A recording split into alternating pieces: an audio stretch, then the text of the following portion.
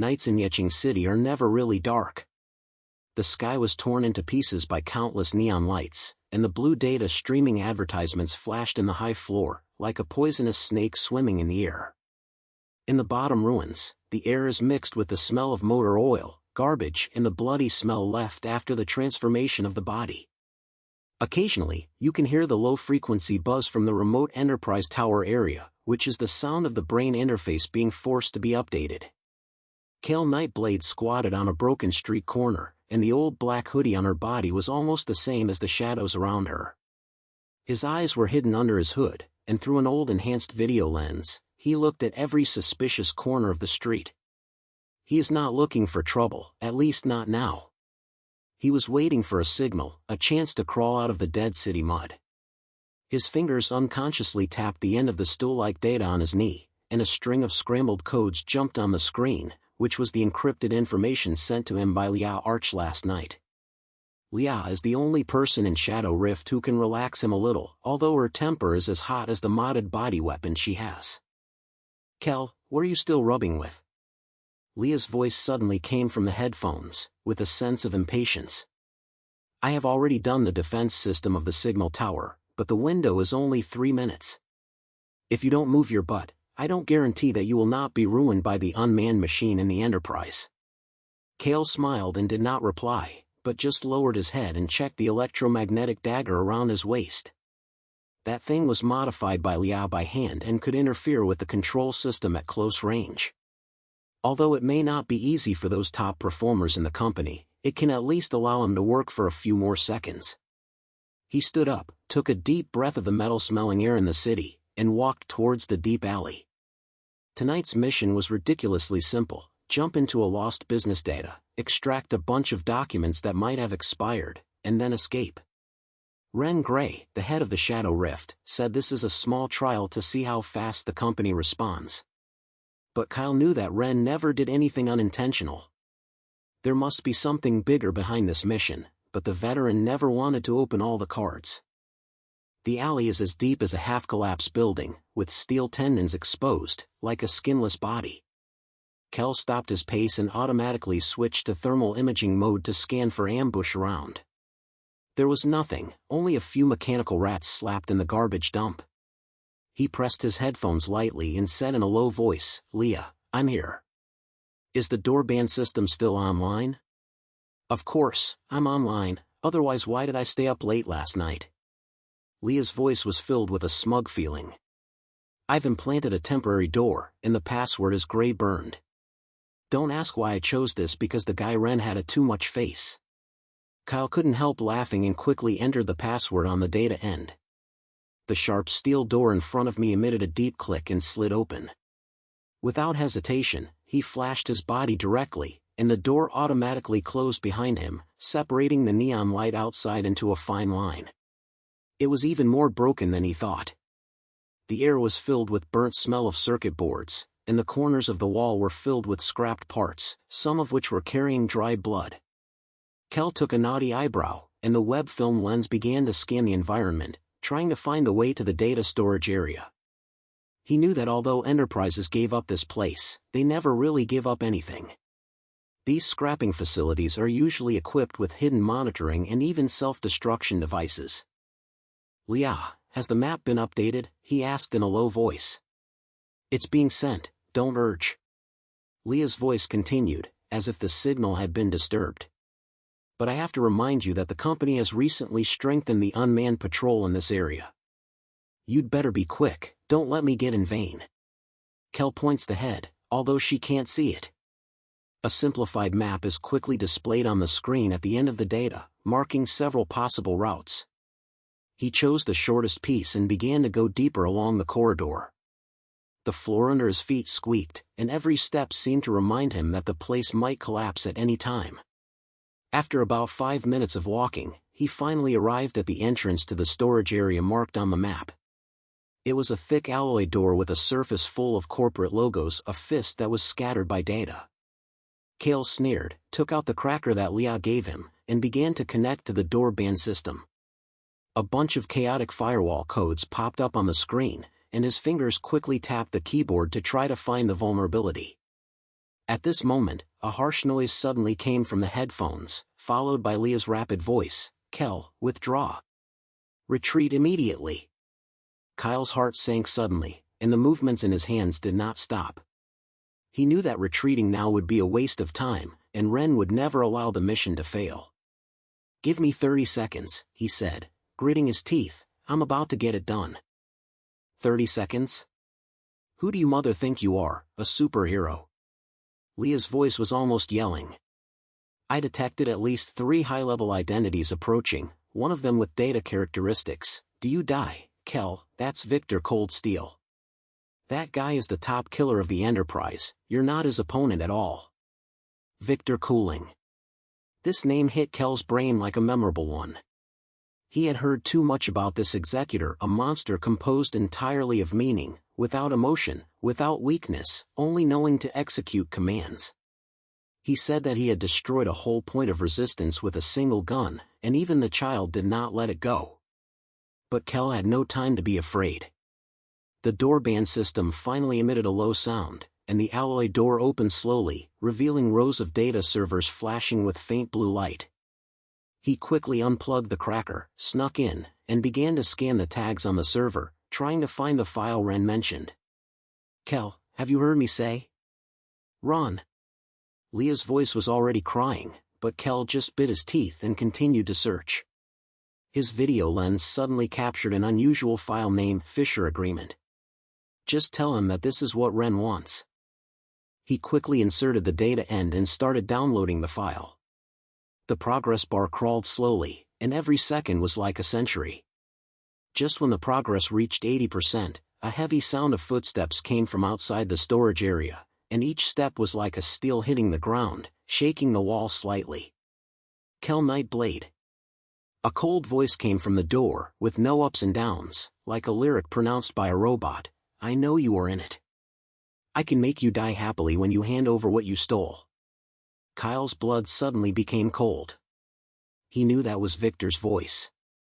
He looked down at the end of the data, and the progress rate was still 10%. He gritted his teeth, pulled out the end, and turned around and hid behind a row of servers. The file has not been downloaded, but at least it is a bit better than going back empty-handed. The light at the door was stalked by a tall figure. Victor Cold Steel walked in. His whole body was covered with metal, his eyes were 2 ape-red spots, like wild animals gaze in the dark. His right hand was an embedded electromagnetic gun, and his left hand was a set of sharp mechanical claws, with dry blood still on the tips of his claws. "It's useless to hide it," Victor's voice was still terrifyingly calm. "My thermal imaging system has locked you. Come out and don't waste my time." KYR held his breath and quietly touched the electromagnetic dagger on his waist. He knew that fighting hard is a search for death, but if he could delay for a few seconds, he might have a chance to escape. He took a deep breath and suddenly a dangerous thought flashed through his brain, the taboo technique to start his. That was something he stolen when he defected from his business, a code that could invade any network consciousness in a short time. But every time I use it, it scrapes away part of his memory like a knife. He has used it several times, and every time he wakes up, he will find that he has forgotten something. Sometimes it is a clip of his childhood, sometimes it is a certain companion's face. He didn't know how many times he could afford such a price. But now, he doesn't have any choice. Kel closed his eyes and pointed that taboo code in his brain. His consciousness was instantly pulled into a cold data space, and countless lights danced around him, like an everlasting blizzard of snow. He clenched his teeth and tried to lock Victor's body control system. The data flowed into his brain like a flood, bringing a tearing pain. "I found you."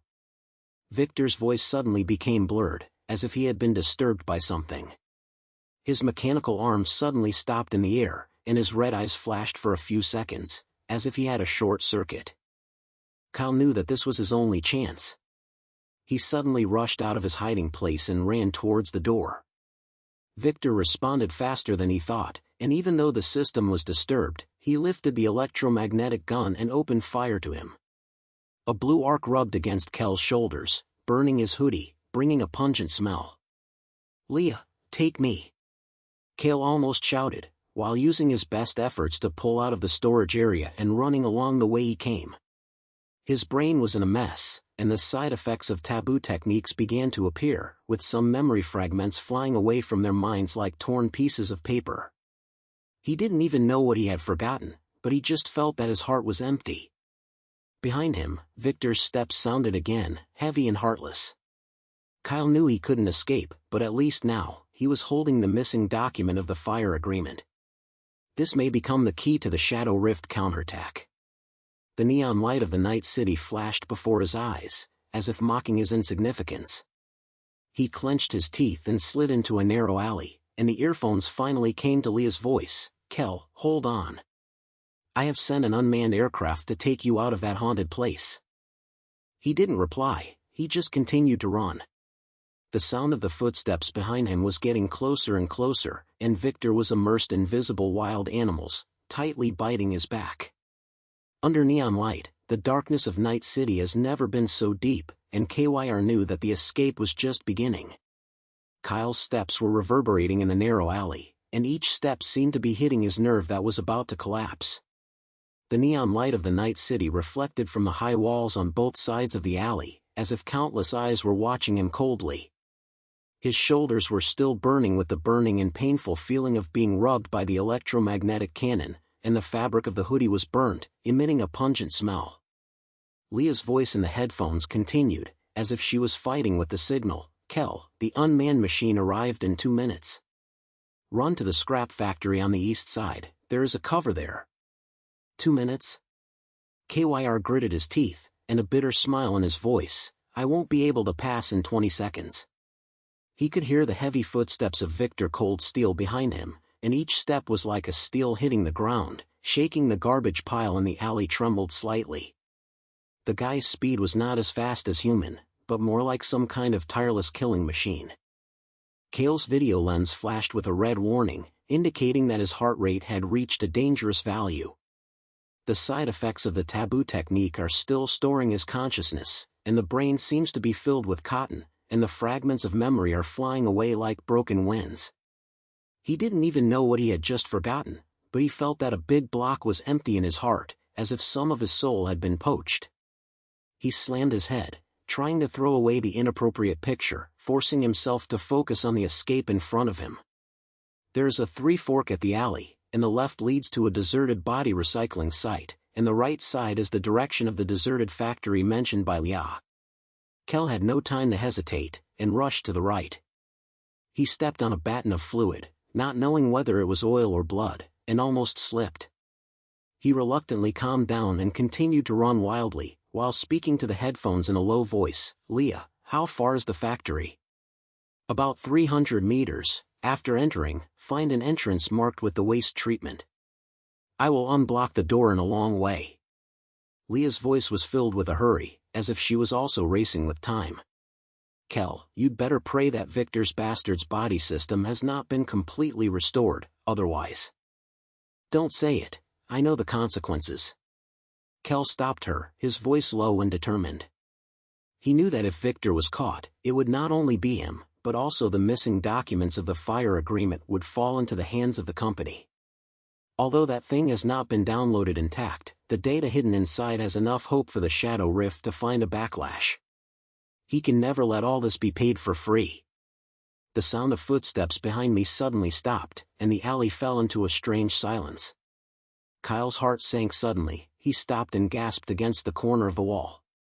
His video lens scans the surroundings, trying to capture any unusual heat signal, but nothing.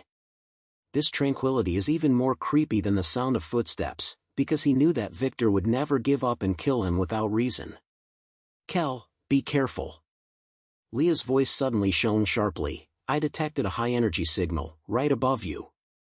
Kel raised his head suddenly, only to see a broken billboard at the top of the alley being torn apart, and a red light lit up from the darkness. Victor Cold Steel's figure fell from the sky, and his mechanical legs smashed a pit when they landed on the ground, and the water on the ground was shaken. There was no expression on his face, and the red light in his eyes was like 2 sharp knives, piercing straight towards Kel. "Do you think you can run away?" Victor's voice was still so cold, as if it was released from a lifeless machine. I can give you less torture by handing over the data. Kel bit his teeth tightly, and his hand was touching the electromagnetic dagger on his waist. He knew that fighting hard was seeking death, but now there is no way out. He said to Leah in a low voice, "I'm ready for no one, I'm going to have a fight." Without waiting for her to respond, he suddenly rushed towards Victor, and at the same time activated the dagger's electromagnetic interference function. A blue arc burst out from the blade and pointed directly into Victor's chest. Victor's reaction was so fast that he lifted his arm and directly slammed the dagger's attack with his claws. The arc exploded on the metal surface, making a harsh sizzling sound, but Victor's body pattern was not moving, and even the red light did not flash. "This toy is useless to me." His voice was ridiculed, and then the mechanical claws suddenly slammed. Kel only felt a huge force coming, and the whole person was thrown out and hit the wall of the alley. The pain came from the back and Kel almost couldn't breathe. His video lens flashed to warn that several ribs might have cracked. He reluctantly stood up, and a fishy and sweet taste in his mouth, which was the smell of blood.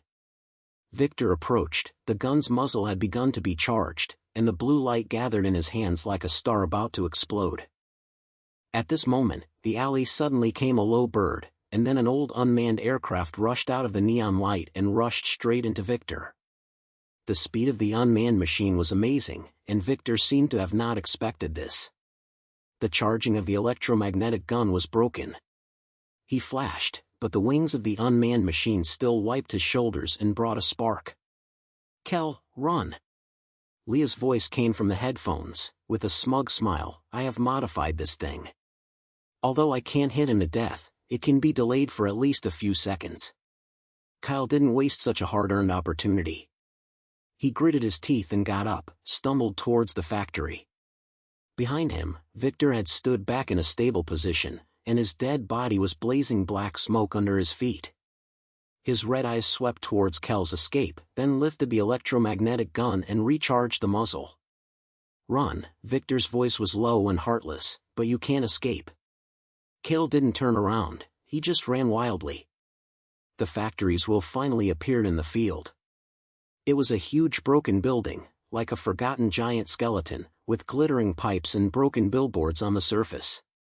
He found the entrance to sweeping treatment as Leah said, which was a half-open iron door with a crooked warning sign hanging on it, which read "Danger, no entry."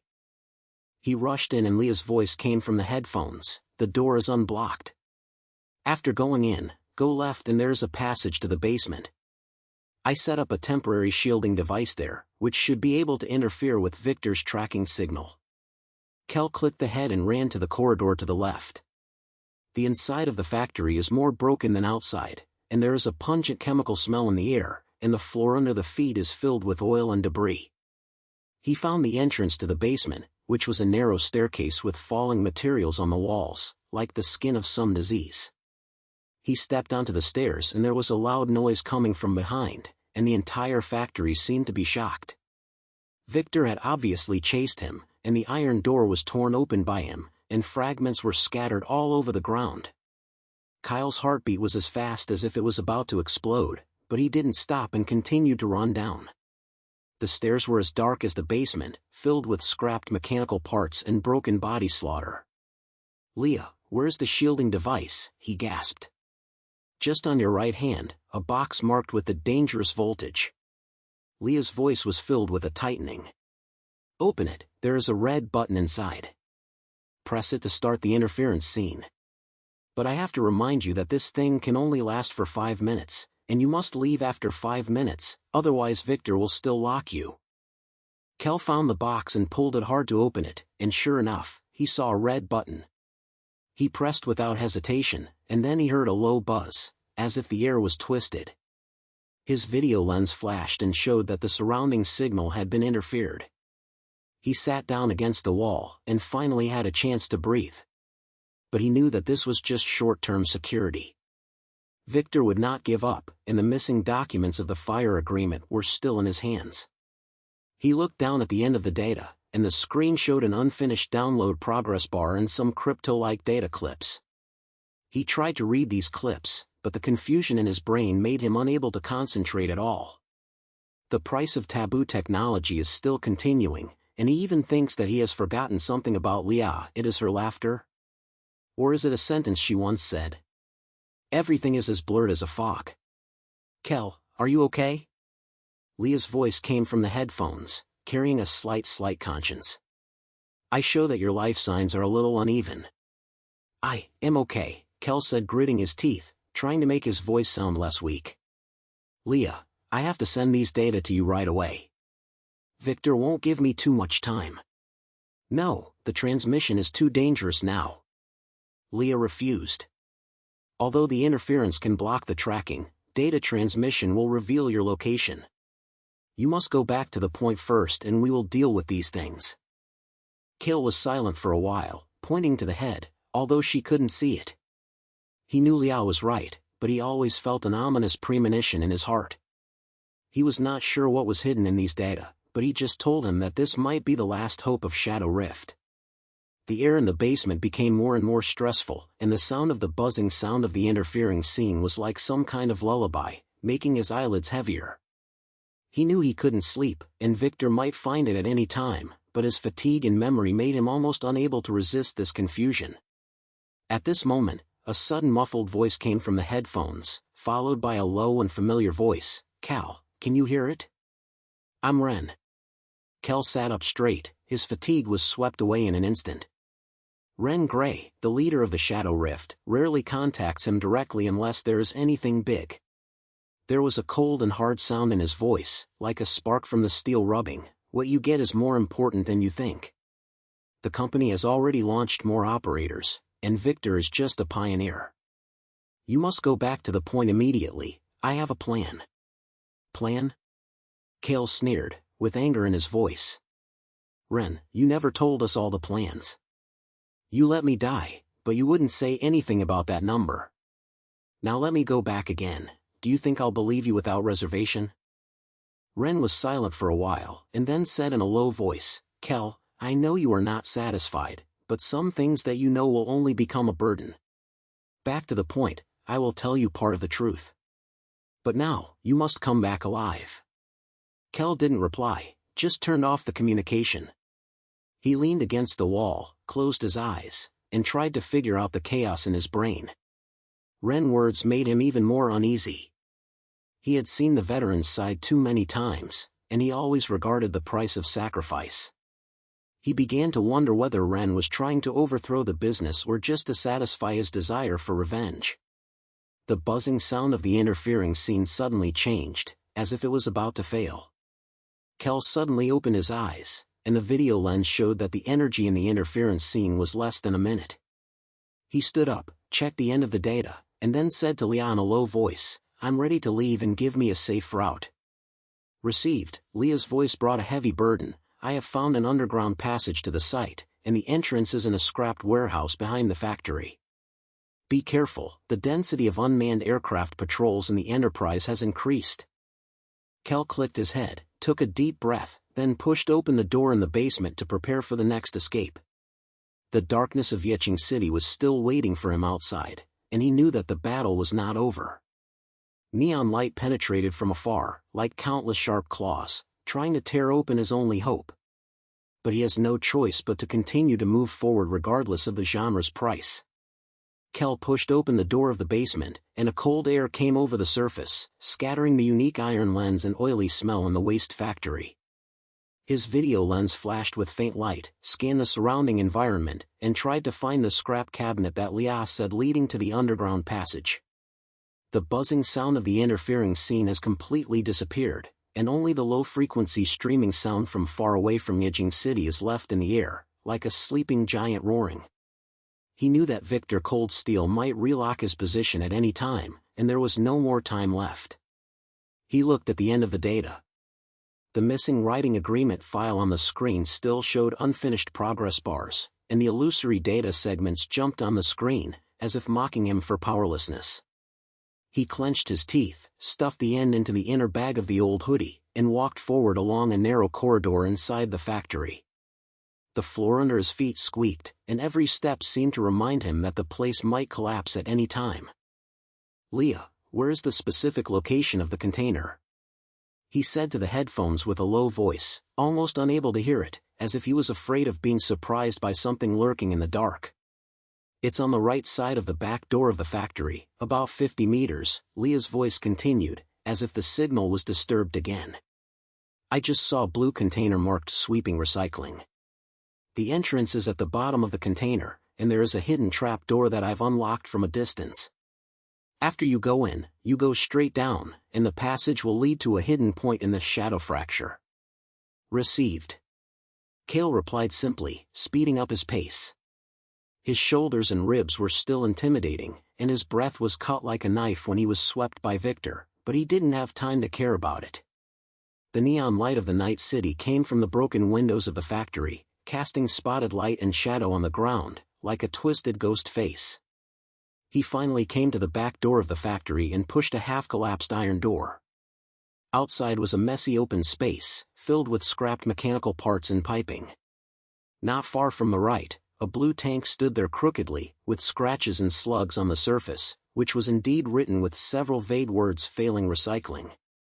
He quickly glanced around the area, and after confirming that there was no hot source signal for the Enterprise's unmanned machine, he quickly ran towards the container.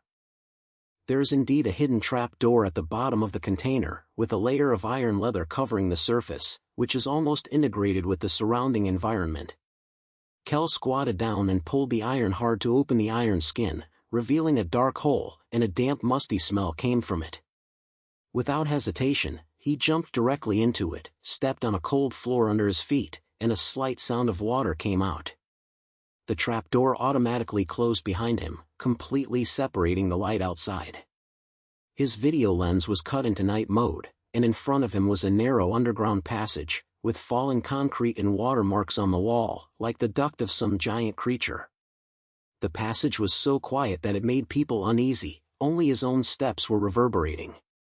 Kel held the electromagnetic dagger tightly around his waist and kept vigilant and walked forward. He couldn't help but start thinking about it. What was Ren planning? What is the crack agreement?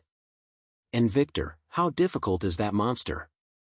After about 10 minutes of walking, a glimmer of light finally appeared in front of the passage, like some old LED light flashing.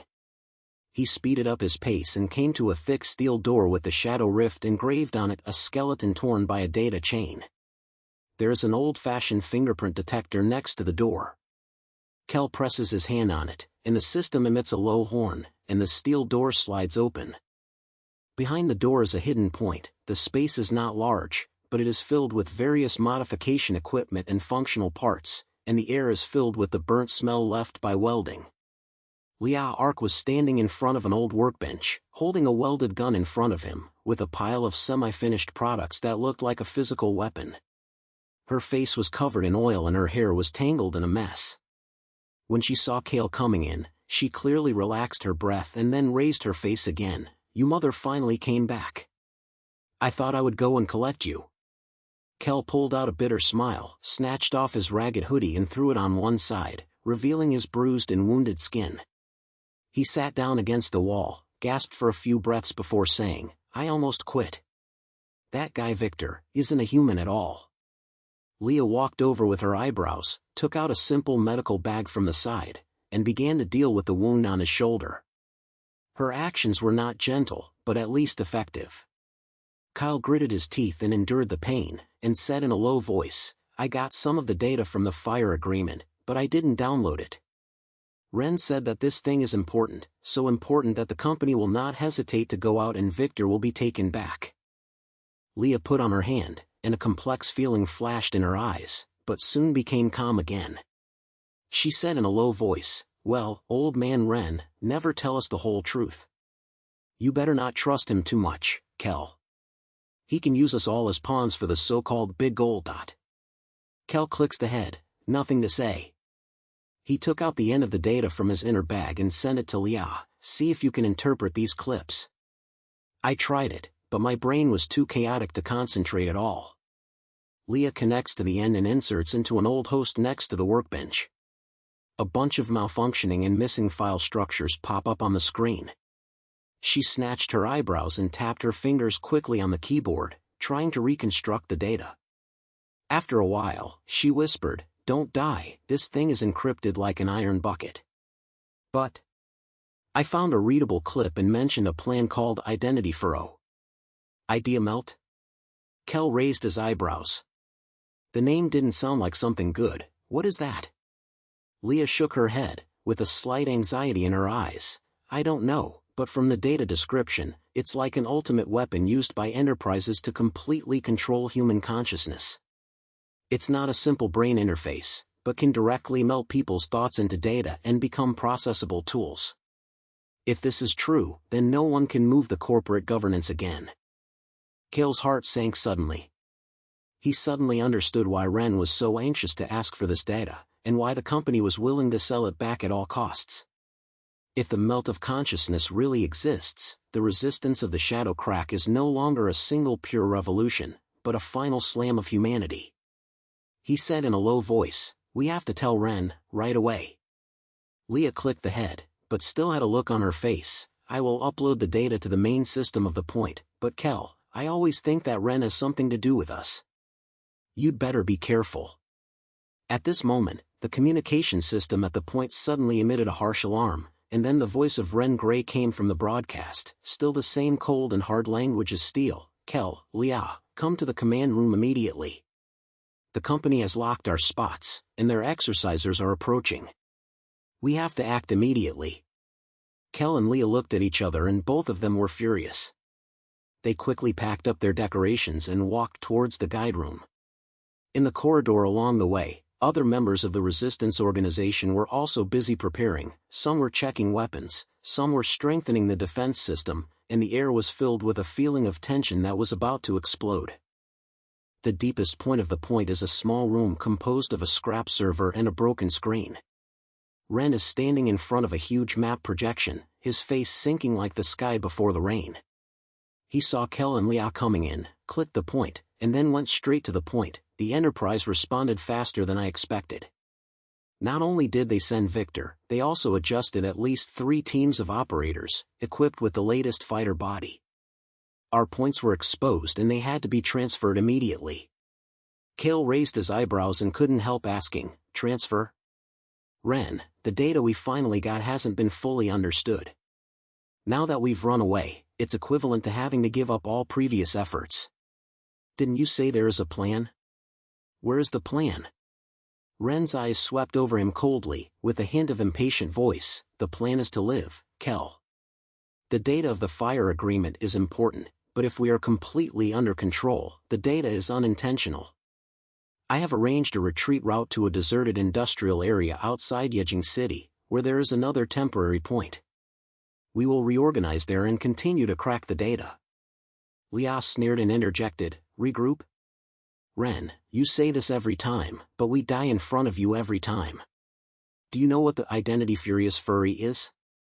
Or do you know for a long time that you did not tell us on purpose?" Ren's face changed slightly, but soon returned to peace. He said in a low voice, "I know more than you, but now is not the time to explain. The corporate team will arrive in less than half an hour. Do you want to argue here or leave alive?" Kel bit his teeth and said nothing more. He knew that Ren was right, and it was not the time for his sister-in-law, but the distrust in his heart grew deeper and deeper. He said to Leah in a low voice, "We'll go, but I finally keep the data myself." I don't believe him. Leah points to the head, and the two follow Ren and the other members to retreat. The atmosphere inside became increasingly tense, and the alarm was not completely in the ears, and occasionally the explosions were heard from afar, such as the unmanned Enterprise had begun to test attacks. The retreat route is a passage hidden in the underground pipeline system. It is narrow and damp, and the air is filled with a rotten smell. They walked for about an hour and finally arrived at the scrap industrial area that Ren said. Here is a deserted ruin, filled with collapsed factories and mechanical sleighs. The neon light of the night city flashed on the far sky, like a wolf shaking them. It is temporarily hidden in a half-collapsed warehouse, with only the most basic equipment and a few broken beds inside, which is obviously just a temporary foot drop. But they didn't have time to catch their breath. A heavy footstep suddenly came outside the warehouse, followed by the cold voice of Victor Cold Steel. "Kel Nightblade," I said, "you can't escape." Kyr's heart sank to the bottom of the valley in an instant. He turned around suddenly, only to see the iron door of the warehouse being torn open by a huge force. Victor's figure appeared at the door. His whole body was flashing with cold light under the dim light. The red light in his eyes was like a burning flame in the ground. Ren growled, "Prepare for a fight." Then he pulled out a modified electromagnetic step gun and thrust it on. The members of the rebel group quickly launched a counterattack, and the warehouse was instantly flooded by guns and explosions. Kel held the electromagnetic dagger tightly, hid behind an old mechanical slaughter with Lia, and tried to find Victor's weakness. But that guy was simply invincible. The slug and electromagnetic impulse had almost no effect on his body. He approached step by step, as if death was reaping his life. "Kel, we have to run," Lia said, gritting her teeth, holding a self-made electromagnetic bomb in her hand. "This guy is not something we can deal with." But Kel slammed his head, and there was a sudden decision in his eyes. "I can't run away, Lia. If we don't solve him now, we will never escape." He took a deep breath and once again pointed the code of the taboo technique in his brain. He knew that this might be the last use because his memory was nothing left, but it would be worth it if Victor could be held back and time was fought for the rest. His consciousness was instantly pulled into the cold data space, and countless lights surrounded him like snow, bringing a tearing pain. He clenched his teeth, locked Victor's functional control system, and tried to picture his ability to move. Victor's actions really slowed down, and the red eyes flashed for a few seconds, as if they were short-circuited. "Just now!" Kel yelled, pulled out his cover and rushed towards Victor. His electromagnetic dagger pointed straight into Victor's chest, where there was a core energy tank of its body that could destroy it, or perhaps destroy the monster.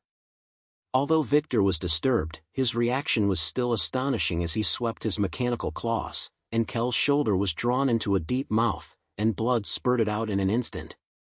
But he did not retreat, and stabbed the dagger into Victor's energy tank with the last force. The blue arc exploded between the two people, Victor's body shook violently, and then a low mechanical sorrow sounded, the red eyes sank, and his huge body fell to the ground. Kel also fell down, his mind quickly blurred. He could feel the memory flowing away from the fingers like sand. This time, he even forgot his name, leaving only a vague thought: he had to protect the data and let the resistance continue. Lia rushed over to support him, and she was crying in her voice, "Kel, hold on. We win." Ren and other members also surrounded him, with complex expressions on his face. Victor's fall was a huge victory, but they all knew that the business would not stop there, and a greater storm was still behind. Kel smiled hard, his voice so weak that he could hardly hear, "Data, don't let it fall into the hands of the Enterprise."